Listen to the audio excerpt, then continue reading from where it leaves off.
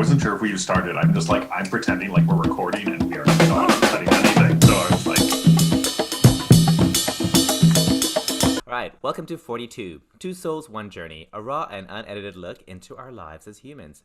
Based on the 21 grams experiment by Dr. Duncan MacDougall, who concluded that the human soul weighs 21 grams. 21, 21, 42, get it? I know, math genius. The podcast will explore that no matter what our lives look like on paper, our souls journey similarly. As we all know, this month is an introduction to the Winnipeggers that make me want to stay here. In this episode, we're speaking to, I'm going to deem him the Matthew Broderick, circa Feris Bulers of Winnipeg. He's an activist, a fellow queer dance party, and tequila enthusiast. He's a drag race gal pal, father to a small but gallant dog. Yep, the exact same gallant dog from a couple episodes ago, where we met his husband, Andew. And so cheers to this friendly and happy Tyler Blashko. Welcome.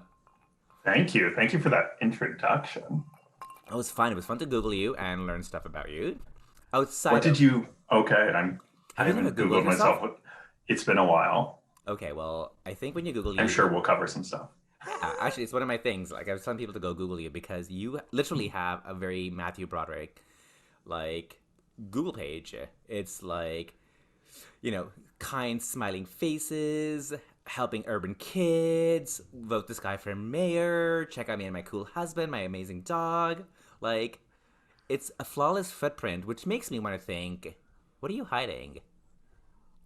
I know you. Oh, dear. I'm currently wondering, am I Sarah Jessica Parker or is Andrew Sarah Jessica Parker? Sorry. Unfortunately, I think based on the fact that he's a vintage shopper and a sample size, it's Andrew. Fair. Yeah. And I feel like out of the two of you, we would probably more likely see him running through Assiniboine Park with the dog and a fur coat. Or is that something you would do? Oh, no, he would. Ooh, unless that's something you would do as well. Not much of a runner, but I am open to owning a fur coat. Oh, done. Okay. Yeah. I should have known that because there was a fur coat up for grabs a couple of months ago, and both of you were like, "Yeah, we'll take it." I showed it to a coworker, and she was like, "Oh my god!" She was very upset that it didn't fit me. Well, listen, there's lots of vintage stores here, and as a troller of the of the Goodwill next door, I can find one. I'll look out for a fur coat for you. I think I'd appreciate it. Yeah, I think it's needed. I've got 3. I can't even say they're all used. 2 are used. One's a vintage hand-me-down. One is a fake passed on by my sister who used to work in fashion. And one maybe a rabbit coat that I bought. Sorry, that is 100% allowed. Yeah, sorry people out there. I just like it was a good buy and it looks amazing on me. So sorry, not sorry. Like I've relatively recently come to terms with the fact that I'm okay with like fur coats and potentially wanting to own one, but there was a point in my childhood where my mom wanted, like, just kind of as a joke, like she would be like, would you ever buy me a fur coat? And I was like a little like animal activist when I was like from like 10 to 12 or something like that. So I was just like, hell no. I'm like, you will get a faux fur coat. And she was like really upset. And I was like, I don't care. But I haven't told her that my thoughts on it have evolved and maybe there's a fur coat in our future. Well, here's a great way to introduce her to it. I'll be like, hey mom, check this out. So let's talk about little Tyler Blashko from, born in Alberta. So I'm going to try to remember some facts you told me. And if where I'm wrong, you can correct me. So born in Alberta, raised in Winnipeg. Born in Alberta, raised in Manitoba. Born in Winnipeg, actually. My parents just moved to Alberta about 7 or 8 years ago. Oh, okay. So you really are a Winnipegger all the way then? All the way, yeah. Okay, so grew up where in Winnipeg? Did you go to school here?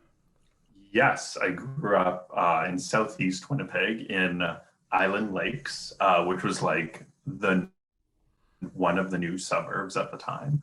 Um, and yeah, spent like my entire childhood pretty much in the same house. Wow. Um, Went to school in the neighborhood and went to French immersion. So I speak a little French, but I understand it a little better than I speak it.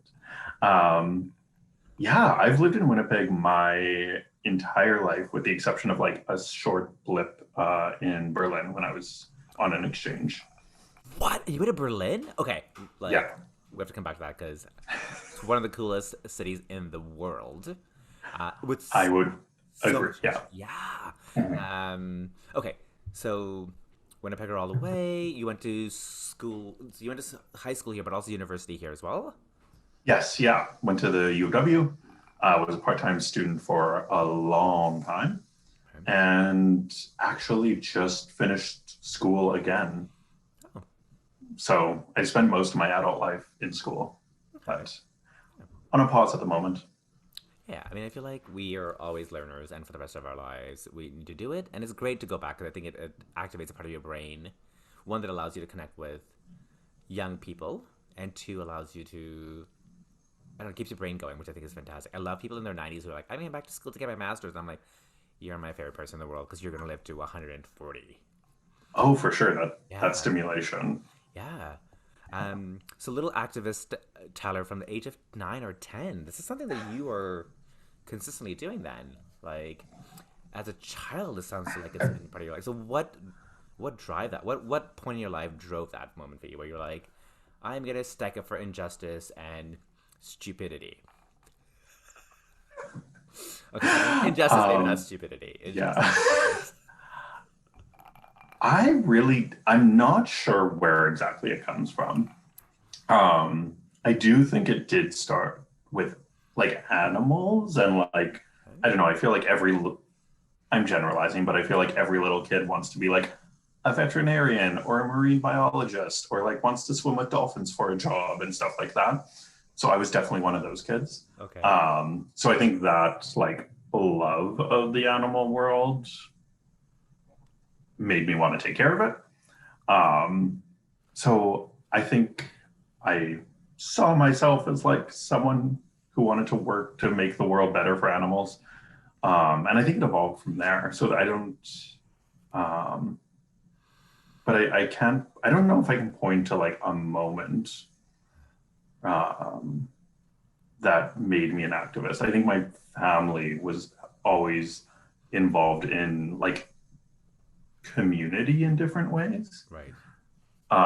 Not necessarily like activism or like politics, but I think just um, making their community better in the ways they knew how and wanted to. That sounds so like it sounds like you. Like I'm like, great, this completely makes sense of who you are Yeah. because it sounds like it's ingrained in your upbringing. Um, so how far do the Balashkos go in Winnipeg? Like how many generations have you guys been here? And where did you come from? Well, the Blashkos, they come from Ukraine. Uh, but quite a few generations ago, my dad's side of the family were farmers in rural Manitoba, some in western Manitoba, and some in central Manitoba. Only came to Winnipeg in my grandparents' generation. Okay. So relatively new to Winnipeg. And my mom's side has been here for a very long time. She's Métis, so she Oh, has like strong roots in the area in Saint Vital. Um, yeah, like my family can tie themselves back to the Red River resistance and yeah, so we've been here for a while. It's that's interesting. amazing. Yeah, it's so funny. Like I feel like because we live in such a patriotic community, I'm so um at fault for this. Where like I always think that the paternal roots are grounded, but your maternal roots are so Winnipeg, so Manitoba, and like activists. Like those, they were here to like like they're community builders and act like there's such a. I'm so yeah. I feel so. This is about me now. Like my mind straightly went to. I'm like, oh, the Ukrainians. This makes sense. And but as soon as you said your mom, I was like, duh. And I feel like Winnipeg has done that for me so much. Where I'm like, I have such a specific way of thinking, and it debunks my thinking so often. So you just thank you for doing that for me and all the other patriotic, colonizers out there. You're welcome. Doing what I can. Like, Yeah, doing God's work. I love it. yeah. So let's talk about you. So your mom's side of the family is what's their name? Like what? Well, my grandma married someone from the East Coast, so Okay. her last name is Pike, but her family name is Lavelle, and cousins to the Riels. Okay. So We talked about this. You did mention this. At yeah. some point. Yeah. Oh. Mm-hmm. But So tell the audience. Yeah. yeah. So I always forget the number of greats, but I'm going to say great great great uncle was Louis Riel. So my great great grandma was his youngest sister, I believe, Octavie Riel. Whoa. Yeah. That's fantastic. Yeah. So I'm just going through, I'm actually like actively trying to learn more about my family, kind of through stories and like conversations with my grandma. So we're embarking in this project together, not so different from what we're doing right now, just learning about her childhood and her family and kind of her life. And obviously part of it is being a Métis woman growing up in the 20th century. Wow, what a fantastic story that would be! Like, just learning about that, it's so, I'm like so exciting. So exciting on I'm so many I'm levels. Yeah. I'm super excited. Tell me Yeah. you're videoing everything and recording all her conversations so that you have it documented for generations to come. Yeah, we're not like videoing it. Okay. Maybe I could convince her to do that one day, but so far we're not. But we are recording the audio. Um, yeah, so I'll have that forever, and I'll learn all about these family members that I've heard about in passing, and these family stories, and kind of the evolution of how my family kind of navigated Winnipeg. That's Uh, it's simply fantastic. It's so exciting. Like I'm so supercharged by this because one, I'm gonna ask you to share it with me, and two, it's like excuse the pun, but it's from the horse's mouth. Like you get it directly from the person who's telling the story, and storytelling is such a big part of Aboriginal native lifestyles. That's so great too that it's coming from there. Yeah. mhm. Yeah, no, I'm like incredibly excited. And she's also like, she's the youngest of her sisters, but she's also 90. So she's kind of the matriarch left in her generation. Yeah. All of her sisters and all of her brother-in-laws have passed. So I'm really kind of seizing this moment to learn as much as I can from her. I also love that she can tell the story from her point of view, and nobody at this point can argue with it because I've totally only thought one about left. that. Yeah. Yeah, yeah. But yeah, our first session, she was like, it's very loose. And she's like, can we start by talking about the land? And I'm like, hell's yes, we can start talking about the land. Like, there's no better place to start. So yeah, it's a fun project that we're kind of chipping away at. Yeah. I feel like this gives such a great, like, this is kind of who you are. I feel like you're this intellectual, but you're an activist. You're so, like, both you and Andrew are so conscious about injustices around the city, what white privilege looks like, how to make sure that it's equal across the board. So this, like, it's almost ancestrally ingrained in you. And, like, I feel like for my generation of people, for my specifically family, like, we're just such patriotic, like, Arab Muslim stuff that happens that debunking that is such a hard work. But you, it seems like it's in your blood, like it's a part of your weaving system, which is so beautiful to hear. And I'm like, oh yeah, This all makes sense why Andrew has turned out. Why Tyler has turned out to be this human that he is, because like your close knit people are these people. Yes, am I right? Yeah. Well, I like it's quite possible. You're right. I like to hear that I often. yeah. Yeah, like I try and be really uh thoughtful because I think a lot of my understanding and perspective like is informed by my queerness, Right. and I'm also but like being like a white Métis person, like it's a who's like still really learning about my family. Like it's a it's a thing I try and acknowledge and work through and be comfortable in sharing with folks. But I also don't want to like claim experiences that aren't mine, if that makes any sense. Oh, 100%. Like in Mhm. conversation with you, in being around you, it's present. It's very present. It's a very you're very conscious about how you present and how you speak and how you welcome. I think like at all levels. So yeah, I think you do it great. Yeah, Well, thank you. it snaps all the way. So let's talk about this queer welcoming stuff. Like you were part of our queer welcoming team. You were at that picnic, and I just feel like that's important to you. Like I feel like supporting queers in Winnipeg, but also supporting queers who come to Winnipeg. Where, I mean, are they? Is that important to you? Because I feel it is important. It's so narcissistic, but is it important to you, and why is it important to you? Yeah, like I don't.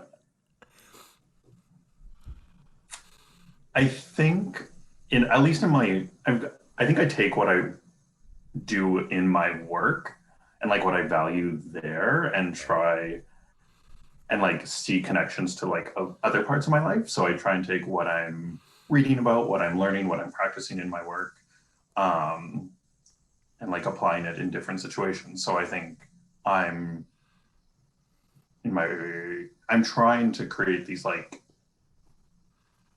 spaces and this feeling of belonging for students Right. who are trying to navigate the world. So why wouldn't I make the effort for other folks in other situations who are new to Winnipeg or in a new situation? Maybe I have a little bit of experience that will help them along their way.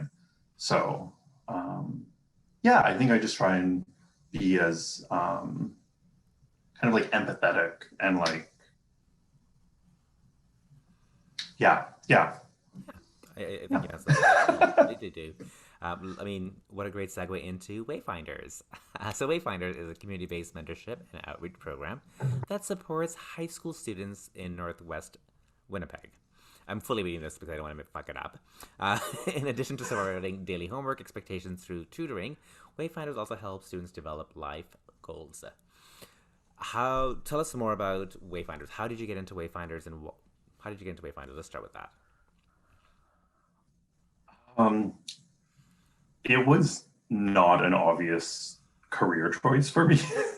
I was actually kind of at the end. I was involved with the student union at the University of Winnipeg.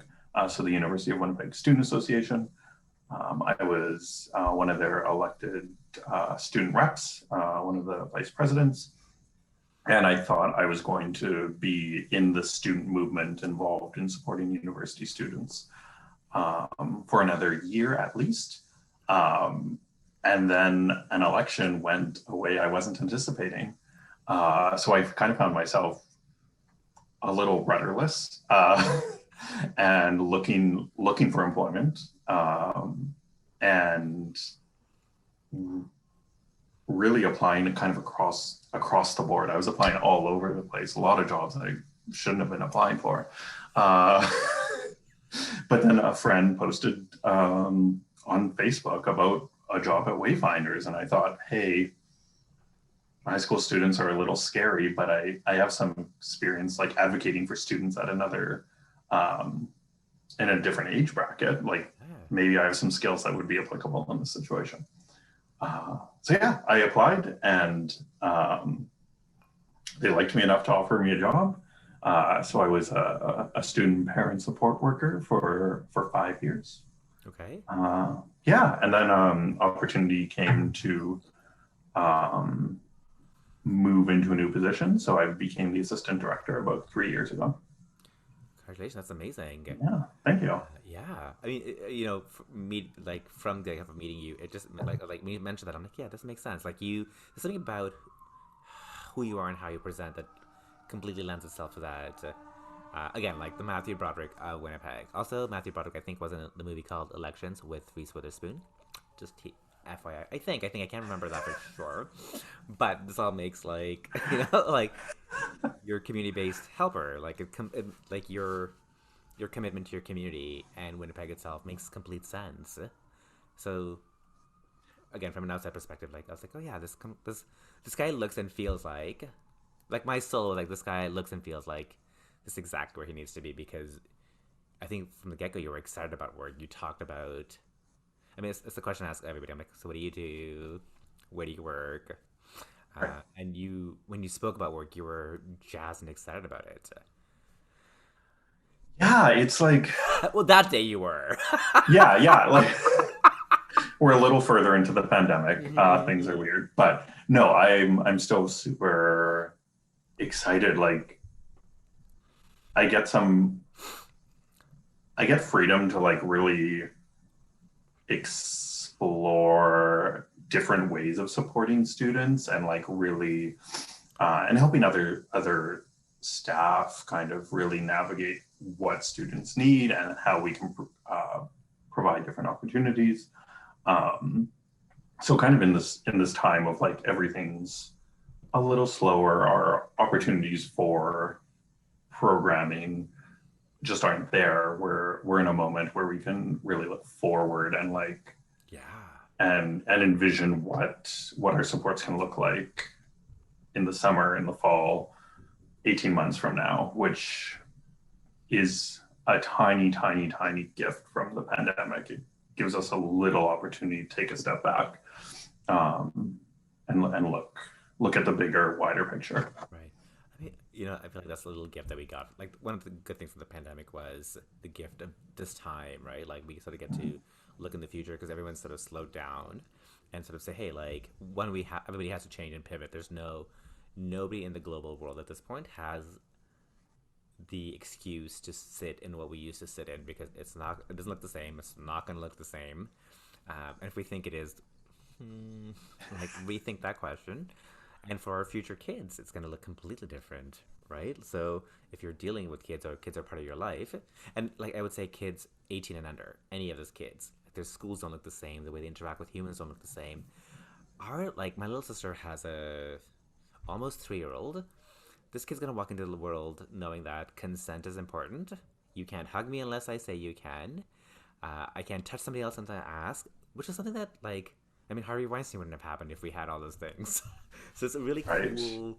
Like, we can't think the way we do anymore. I can't walk up to a kid and be like, "Hey, kid, you want some candy?" I mean, I never did that anyways, but now I definitely can't do. But I had uncles who did that to me, so I'm like, "Yeah, candy!" But we can't, which is great. So you are in an organization that allows. Like you have no choice but to pivot and change and move forward. So it's a gift. It's definitely a gift from the pandemic. Yeah, totally. And I think like, yeah, the world that like these young people are like helping build is just so like different and sometimes alien to older folks, but Yeah. I think they're doing great stuff, and I think we're trying our best to like equip them with as many tools and as many experiences as we can to kind of help them along the way. Yeah. Again, in conversation and stalking you and reading about Wayfinders, I think there's things that are. I mean, for this podcast, okay, hello. I think the work is being done that way, right? And it's important. Also, I feel like a lot of the like change makers right now are young kids who are speaking about environment, or speaking about like injustices, and yeah, start early. start super early because we want the AOCs at the age of 23 in Parliament as opposed to in their 30s. Like get them in early, right? Yeah, 100%. Like, Yeah. yeah, there's no need for decision makers to be 40 plus across the board. Because by then you're old, nobody cares. You're tired. Like, you want to stay home and drink tequila. You don't want to be changing the world. Let's get these young folks in. Yeah, they have good ideas. They have great ideas. Yeah, and systematic change takes a while. Mm. Because those old folks are still sitting there. Yeah. All right, so since we are talking about Manitoba, tell me some of Mhm. your. I mean, let's talk Winnipeg specifically because Manitoba's big. What are some of your favorite places in Winnipeg? So let's break it down because there's lots you could say there. So, top three favorite food places.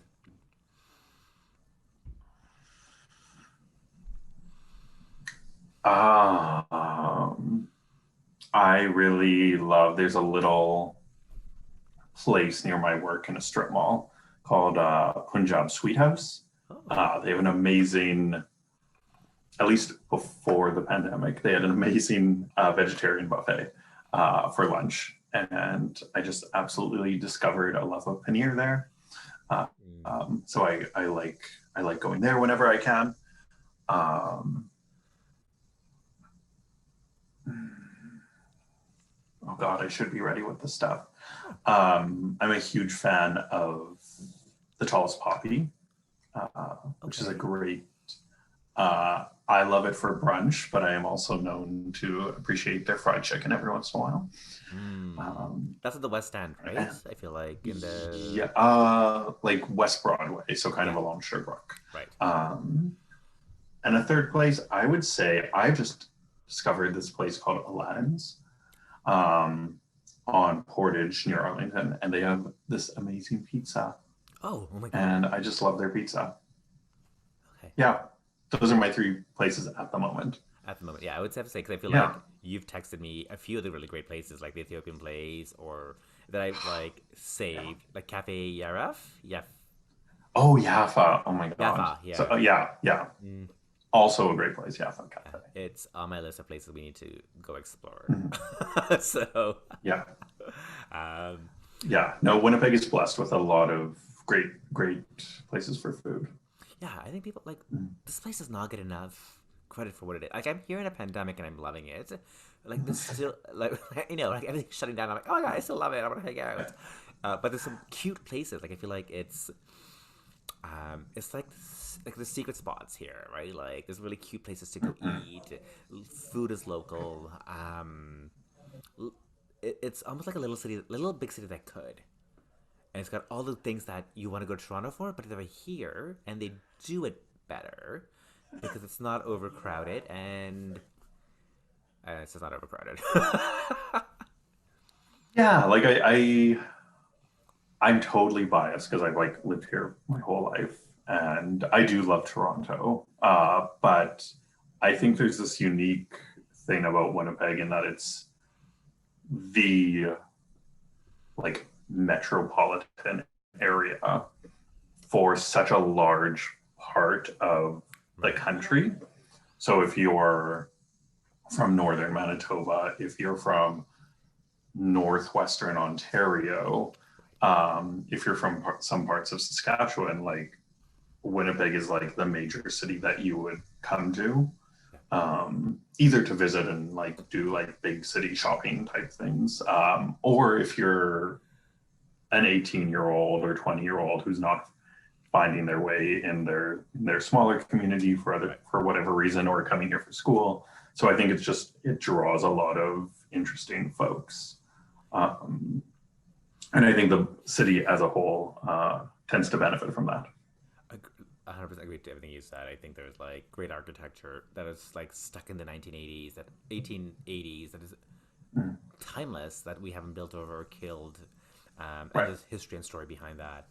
Again, there's a metropolitanness about their food, about what they're doing with what Winnipeg's doing with food and coffee, and local goods. But there's still a very community feel about it. At the end of the day, everyone's watching out for each other. I don't know any of my neighbors in Toronto. I mean, I do because I see them on Grinder, But outside of that, I don't know them. But in Winnipeg, people are like, "Oh my god, hey, welcome! What can we do for you?" You're like, people are willing to pitch in and help right away, and you're like, "You don't know me, sister. I could be a murderer." I mean, I'm not, but like, it's like the default. Yeah, the default is that how can we help? How can we make your stay in Winnipeg great? Which is not, which in my experience I didn't get that while I was in Ontario. So Mm-hmm. yeah, Yeah, I don't like. I don't know if we have the reputation of friendly Manitoba, and I think like a lot of folks would try and, or I don't know, it's on our license plate. Maybe we don't have that reputation. Those can be two totally different things. I mean, from my point of view, you do.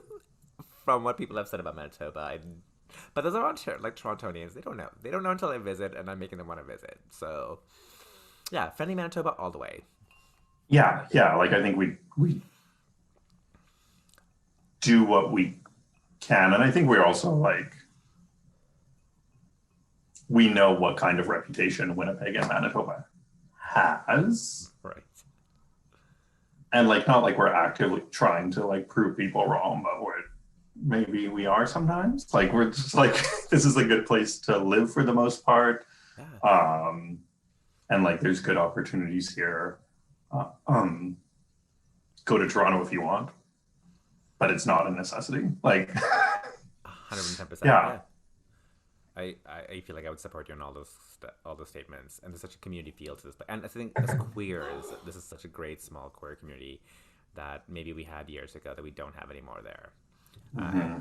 And Winnipeg is 19 million%. I don't even know how that works out. Has proven that it's true. Okay, so your favorite food places in Winnipeg. What are your favorite if Winnipeg was open? Actually, I asked Andrew this question yesterday. Was like, so if you were on the Pride committee and you were told you can find 3 places in the city to throw a pop-up dance party, where would you throw them? So I mean, let's just have to be part of the Pride committee because I don't want to squeeze you into a season, but we're allowed to three pop-up dance parties in Winnipeg. Where would you throw them? I would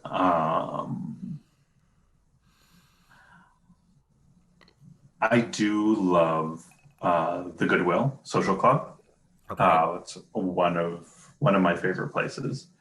They host really good dance parties there.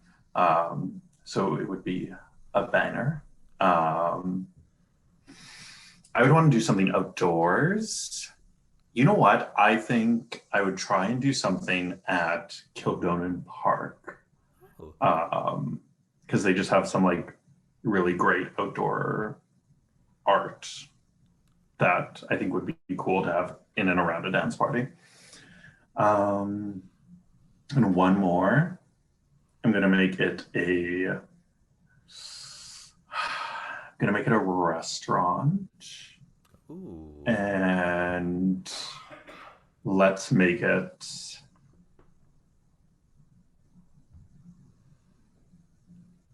you know what, let's make it to Tallest Poppy. I will revisit Tallest Poppy because they have had good dance parties there. They've had great dance parties there. Yeah, Goodwill, Kildonan Park, and the Tallest Poppy. Oh my god, bring those all back. Those were 3 different things Andrew said, so that's 6 dance parties we can have throughout the year. Lovely. Every month. And yeah, there's some cool DJs. I mean, DJ Karen Sharma, like Shay. Like I feel like there's some cool DJs here that could kill it. So 2021. Hey, Winnipeg, City of Winnipeg. You need some ideas? Here, we've done that. I'm just a location picker. I can't do anything else. I want to go dancing. I want to be in a tent with sweaty boys. Like, oh my god, there's so much music we have not heard in a club yet. Yeah, tons. Like, also, did you know that Lady Gaga and it was just announced, but Lady Gaga and Jennifer Lopez are going to be part of the inauguration? I saw that. Yeah, that is amazing. I feel like in our household, it's the best of both worlds because Raheem loves politics. And I was like so excited about that. And I'm like, oh my god, Jennifer Lopez and Gaga. Like the two of you are like a best of Grindr post, like your household. I'm like, let's do this. Let's go Yeah. out and dance. Yeah, yeah. But we Uh, both are dying to go but to a club here. yeah, I mean, I think but all of us. no, there's like Dua Lipa, Kylie Minogue, Yes, Lady Gaga. Like there are so many albums that we have not heard out in public yes, that we will be able to have entire dance parties with new music. yeah. Like we don't even have to revisit anything pre 2020, No. which is wild to think about. Oh my god, and so exciting because even like Taylor Swift came up with something. It's coming out with something. Mhm. Oh my god, there's so much good music out there that. Megan Stallion. I can't even believe I forgot that. Yeah. Oh my god, and WAP, like Wow, we have never heard that in a dance club in a ever. Oh, no. oh my god. I have a dream of like wet ass pussy playing and all the gays on the dance floor just singing it out. Oh Oh, god, that sounds like it'll happen. It'll yeah, happen. it has to happen Yeah. or else I no. I'm also gonna off myself, but I'm not gonna off myself because I want to be at that party. um, Oh, so speaking of all things gay, Drag Race. Let's talk about season 13 is out, and oh today yes. UK Drag Race UK season 2 comes out. Why are they overlapping? Oh, I don't understand this. again. I think I don't know. Good question because I'm not holding you personally responsible for this, yeah, but I'm just asking the question. I felt so attacked. I didn't feel attacked. You know what? I think that like I don't know RuPaul personally, but I feel like based on what I've heard about it, like he's a content builder. He goes in, like he's got X amount of time, X amount of money, and he tries to maximize all that out, and then he slowly puts it out to the public. So my personal premonition on this that he's already built like these things already happened way before the pandemic, and he was like they're already scheduled in. He executed them, he made them happen, and then now he's just like slowly needs to execute them based on some sort of like timeline in his head because he's got more to keep going on. Like I feel like he's got a 20-year plan of what he needs to do, and this is how he's executing it. And it's just like he's got this content, he just needs to get out because if he doesn't get this out, he can't move forward. Yeah, it doesn't matter. Like, I don't believe it matters to him because it's done, and we're all gonna consume it all anyway. Like whether it's spread out over 2 months or 3 or 4 months, like we're all gonna consume the same amount of Drag Race. Yeah. I don't think anyone's picking US or UK. Like we're all watching it all. Yeah, and it's got a captive audience, global captive audience right now. Like, it had a global captive audience last year. Like, he's for season 12, Yeah. All Stars, whatever, 6, 5. I don't even know where we are now. And Probably 5 and 6. I don't even know. Yeah. Like, it's as if like it couldn't have planned it any better. And we were so ready for for this season to be over. And like by the end of season 12, like still super happy for Jade Essence Hall. But like that was like a string of seasons. Yeah. But give us like a 2-month break and we are like thirsting for it. We are so happy it's back. Yeah, I'm super thirsty for it all the time. Like I'm like, oh, this is over. Let's go back to 1 and catch up until the next. Okay, so who is on your radar for? Yeah, who's on your radar for Drag Race season 13? I like adore Simone. Like, I think it took me like 2 minutes to just be like, it is her that I love. Yeah. And I don't know what, like, I hate to be like, it's the star quality, but it's just like there's something there. Your that soul is calling her soul. I get it. Yeah. Yeah. I see the Simone in you. I get it. Yeah. Oh, wow. That's high praise. Thank you. Yeah, Simone, I'm very much rooting for her. That daytime look, like the suit with the cape. Yeah. Yeah. That was like the clincher for me. Yeah. But I am brilliant. Yeah. What about you? Oh, yeah. Simone, like I think Who's on your radar? Well, I feel the fact someone was singing Janet Jackson in this like sassy girl moment. I was like, and the queen she was competing against was doing like like weird Rhythm Nation moments, and I was like, as a dancer, I was like, way to go. But then I was like, this girl's giving me new exciting movements that we haven't seen in her like 70s Iggy dress, and I was like, that's the girl to watch out for. And also, like, she's a dark skinned girl who is just owning the stage, which like chocolate goodness makes me so excited. Yeah. And I'm secretly, like, I always want the underdog to win. So Elliot with a double T, like, girl, I want you to do well because, I don't know, you just got shitted on so quickly. So, like, 3 times. If you got voted off one more time, I'd be like, 4 times Drag Race people don't want you on. Like, girl, come on. She's like the Derek Barry of the season. I want you to win. Oh, you wanted Derek to win? No, I just wanted Derek to be top 3. Because I feel like people hated him so much that you didn't get to know him because there was so much like hate around him, but you don't get to be a Britney Spears impersonator if you like. There's got something there. We just aren't seeing it yet, and I feel the same way about Elliot with double T, and he's a ballet dancer. Yeah. I think is that our time? Yeah, it's so quick. What? Yeah. Oh my god. Okay, I was nervous about 42 minutes, but that flew by. So quick. Yeah, I hope that I see something fun and new in Elliot's drag. It's just lacking something for me. I mean, but I'm open to Elliot surprising me. Yeah, I mean, it is white girl in the 70s, like white girl in the 90s drag, like but I love it. I feel like it's a resurgence of like. It gives me like, oh my god, what's that? There was a TV show where Jennifer Lopez was a dancer. Like everyone was wearing neon in the 90s, and they were like the backup dancer girls. Oh my god, I want to call them Color Me Bad, but I'm wrong. Anyways, Elliot gives me. I have no idea. Yeah. So yeah, right. I'm also kind of excited for Gottmik. Oh my god, yes, but I feel like Gottmik's already got like Gottmik is like the Ben de la Creme of the season. Everyone's. Is like, oh my god, they were giving me Ben vibes like immediately. Yeah, like those outfits looks so expensive. Those outfits, like, I can't even handle them. No, so I mean, I think visually, I can't wait for Gottmik to come and bring us like their makeup, their fashion, and all that stuff. But they're also like the obvious, like from the get go. You know, they were like the Raja from the get go. You're like, you're gonna do amazing.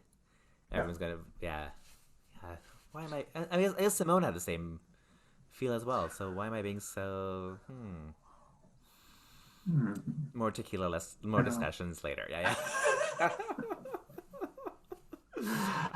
But has UK started? Like, are there episodes out yet? Today, number 1. Yeah. So